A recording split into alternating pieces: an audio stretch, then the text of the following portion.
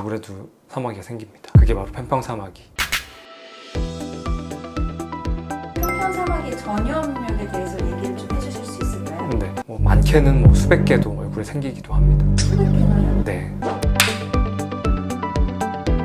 편평사마귀인 걸 알고 오신 분들 중에서도 사마귀를 제거해야지 마음먹고 왔는데, 저는 이제 시술을 많이 하다 보니까 대충 이제 그 단위 면적당 개수를 보면은 전체적으로 몇 개쯤 될지 이제 판단이 되는데 100개가 우습죠. 이거 흔하게 나타나는 건가요? 굉장히 흔하고요. 편평사마귀 시술하시다가 옮으신 적도 있고 그러세요? 저도 굉장히 많이 옮고 또 치료하고 그 과정을 반복하고 있습니다. 왜냐면 한 번 시술할 때 많게는 300~400개까지 제거를 하는데 하루에 한두 명씩 치료를 하다 보면 부족하는 빈도들이 많다 보니까 옮게 되고요. 하지만 이제 그런 것들을 저도 이제 많이 가지고 있다 보면 제 가족들한테 옮을 수도 있고 여러 가지 문제가 되기 때문에 저랑 같이 일하는 원장님들한테 부탁해서 한 번씩 제거를 하고 그렇게 하고 있습니다. 흔하네요. 산재죠.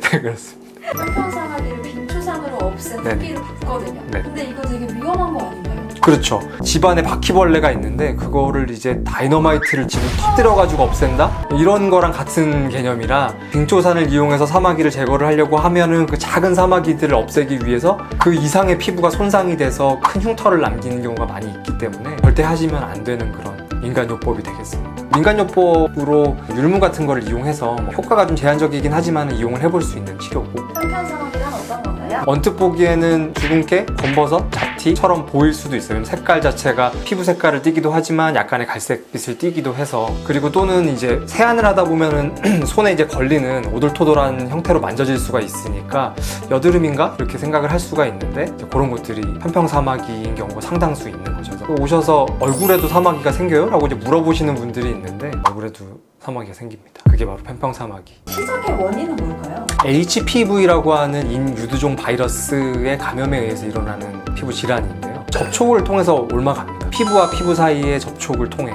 혹은 그 사이에 손이라는 매개체를 통해서 손으로 또 얼굴을 만지고 하는 일들이 많다 보니까 그렇게 전염이 되는 경우가 많고요. 오랜 시간 동안 많은 자극을 주면서 하는 그런 클렌징 습관이라던가 면도 중에서도 날면도들, 피부에 상처를 낼 수 있는 그런 날면도를 많이 하게 되면은 사마귀들이 옮아갈 수가 있습니다.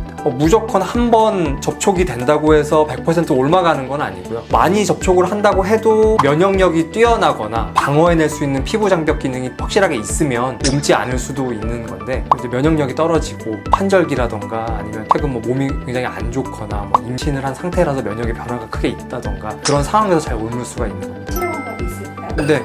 결국에 이제 면역을 높이거나 면역을 이용해서 하는 치료들이 존재를 합니다. 예를 들어 면역을 조절할 수 있는 외용제를 쓰기도 하고요. 대학병원 같은 데 가면은 면역 감작 치료라고 해서 특수 면역 이제 유도하는 물질을 몸에 도포를 해가지고 사마귀 바이러스를 퇴치하는 그런 식의 치료도 이루어지는 경우가 있고, 위장약으로 많이 쓰는 시메티딘이라는 약이 있는데 그 약을 위장병을 치료하기 위한 목적이 아니라 고용량을 써서 사마귀를 치료하는 목적으로 이용을 하기도 합니다. 하지만 이제 여러 치료들이 있음에도 불구하고 그 레이저 치료가 가장 작은 사마귀들을 빠르게 좋아지게 할 수 있는 방법이라고 생각하시면 될 것 같습니다. 이 비싼 돈 주고 레이저를 받았는데 또 생겨버리면 안 되잖아요. 네, 그렇죠. 레이저로 치료가 된 부위에 눈에 보이지 않는 바이러스들이 남아서 다시 그 부위에서 재발을 할 수도 있고, 혹은 이제 바이러스라는 게 잠복기라는 게 있어서 시술을 할 당시에는 문제가 되지 않았지만 시술이 끝난 직후에 이제 조금씩 잠복기에 있었던 애들이 사마귀를 만들어낼 수가 있기 때문에 보통 시술을 한 번 하고 난 이후에 한 달에서 한 달 반 정도 후에 한 번 더 피부를 체크하고